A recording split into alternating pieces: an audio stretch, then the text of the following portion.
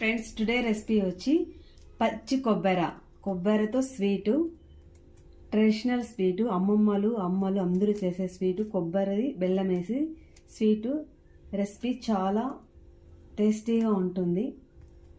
చూడండి, మొదట కొబ్బరి ఇలా సన్నగా తురుముకున్నాను. నేను కొబ్బరి ఎంత తీసుకున్నానో బెల్లము అదే క్వాంటిటీ, సేమ్ ఈక్వల్. కొబ్బరి ఎంతో అదే బౌల్తోనే బెల్లం కూడా తీసుకోవాలి. మొదట పాన్ పెట్టుకొని, వెడల్పుగా ఉండే పాను పెట్టుకోవాలి. పెట్టుకొని 2 టేబుల్ స్పూన్ల గీ వేసుకున్నాను. వేసుకొని బాదాం వేస్తున్నాను. మీరు క్యాషనట్ కానీ కిస్మిస్ కానీ మీకు నచ్చిన డ్రై ఫ్రూట్స్ ఏమన్నా వేసుకోవచ్చు. నేను మాత్రం ఈరోజు బాదాం వేస్తాను.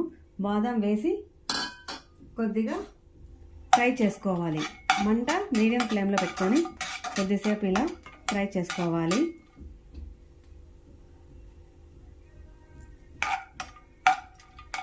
నేను సన్నగా కట్ చేసుకున్న బాదాం స్లైస్గా కట్ చేసుకున్నాను. చిన్న ముక్కలుగా కట్ చేసుకున్నాను. ఇది ఫ్రై అయిన తర్వాత ఈ బాదాం ముక్కలంతా ఇలా ఒక బౌల్లోకి తీసుకోవాలి. అదే కడాయిలోనే పచ్చి కొబ్బరి తురుముకున్నదంతా దీంట్లోకి ఇలా వేసుకోవాలి. పచ్చి కొబ్బరి అంతా ఇలా వేసుకోవాలి. మంట ఎప్పుడు మీడియం ఫ్లేమ్లోనే పెట్టుకోవాలి.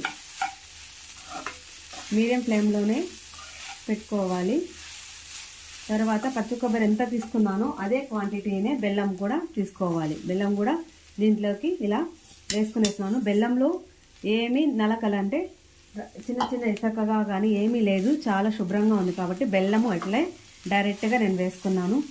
మంట మాత్రం మీడియం ఫ్లేమ్లో పెట్టుకోండి.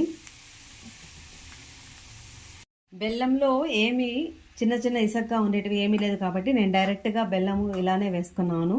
మీరు ఏదైనా ఉంటే ఫిల్టర్ చేసుకొని వేసుకోండి. నేను కొబ్బరి మాత్రము ఫ్రెండ్స్ చాలా సన్నగా తురుముకున్నాను. కొంచెం లావుగా తురుముకుంటే టైం ఎక్కువ పడుతుందని సన్నగా తురుముకున్నాను. మీరు అలానే తురుముకోండి. ఈ రెసిపీ చేసేటప్పుడు మాత్రము స్టవ్ దగ్గరే ఉండి మీడియం ఫ్లేమ్లో పెట్టుకొనే చేయాలి. అది మందంగా ఉండేది తీసుకోవాలి. పలసగా ఉండేది తీసుకుంటే గన కొబ్బరి కింద అడుగంటుతుంది. ఇలా చూడండి, ఇలా కదుపుతూనే ఉండాలి. స్టవ్ దగ్గరే ఉండాలా, జాగ్రత్తగా చేయాలి.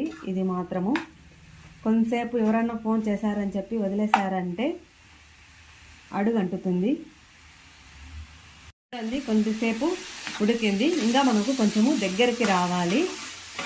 లో టు మీడియం ఫ్లేమ్ పెట్టుకొని మీడియం ఫ్లేమ్లో ఉండాలి కొద్దిసేపు. మళ్ళీ తర్వాత సిమ్లో పెట్టుకోవాలి. లో ఫ్లేమ్లో పెట్టుకొని ఇలా ఫ్రై చేస్తూనే ఉండాలి. ఇలా నేను 10 నిమిషాల నుంచి ఇలా ఫ్రై చేస్తూనే ఉన్నాను. ఇది ఇంకా దగ్గరికి రావాలి. ఈ కొబ్బరి బెల్లం అంతా ఇలా దగ్గరికి వస్తే మనకు కొబ్బరి ఉండలు చేసుకోవడానికి ఈజీగా ఉంటుంది. చూడండి, ఇలా ఫ్రై చేస్తూనే ఉండాలి.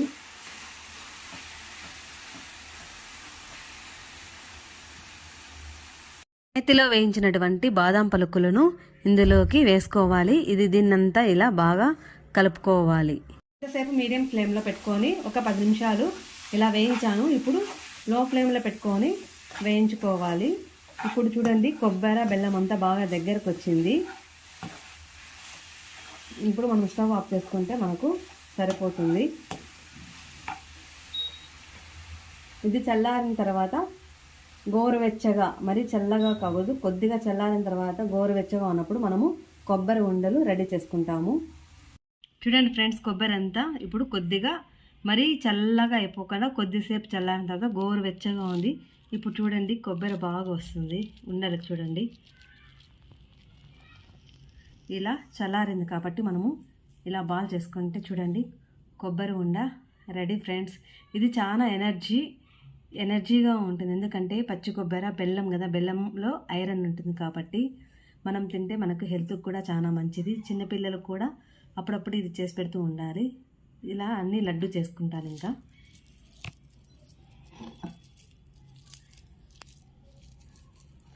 ఉండలు చూడండి, కొబ్బరి ఉండలు బాగా రౌండ్గా వస్తుంది.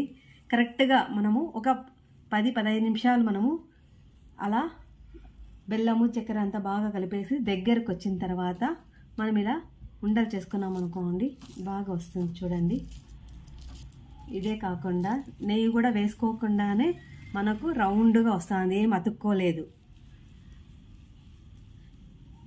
చూడండి ఫ్రెండ్స్, కొబ్బరి లడ్డు రెడీ అయింది. ఇది చాలా మధురంగా ఎంత టేస్టీగా ఉంటుందో చూడండి, ఎంత టేస్టీగా ఉంటుందో. తింటుంటే ఒక్కొక్కటి చాలా టేస్ట్, అంటే అతి మధురంగా, మధురాతి మధురంగా ఉంటుంది. ఖచ్చితంగా మీరు తప్పకుండా ఈ రెసిపీని ట్రై చేయండి. పచ్చి కొబ్బరి బెల్లంతో చేశారంటే టేస్ట్ సూపర్గా ఉంటుంది. కొబ్బరి తినడం వల్ల మనకు జుట్టు కూడా బాగా పెరుగుతుంది, జీర్ణశక్తి, జ్ఞాపక శక్తి అన్నీ బాగుంటుంది. బెల్లంలో ఐరన్ ఉంటుంది కాబట్టి ఇది మనము అప్పుడప్పుడు తింటూ ఉంటే హెల్త్కి కూడా చాలా మంచిది. ఈ వీడియో మీకు నచ్చినట్లయితే లైక్ చేయండి, షేర్ చేయండి, ఫ్రెండ్స్ అండ్ రిలేటివ్స్కి షేర్ చేయండి. మన టేస్టీ ఫుడ్ రెసిపీస్ ఛానల్ని సబ్స్క్రైబ్ చేయడం మర్చిపోవద్దండి. మరెన్నో కొత్త రకమైన వంటల కోసము సబ్స్క్రైబ్ చేయడం మర్చిపోవద్దండి. Thank you for watching.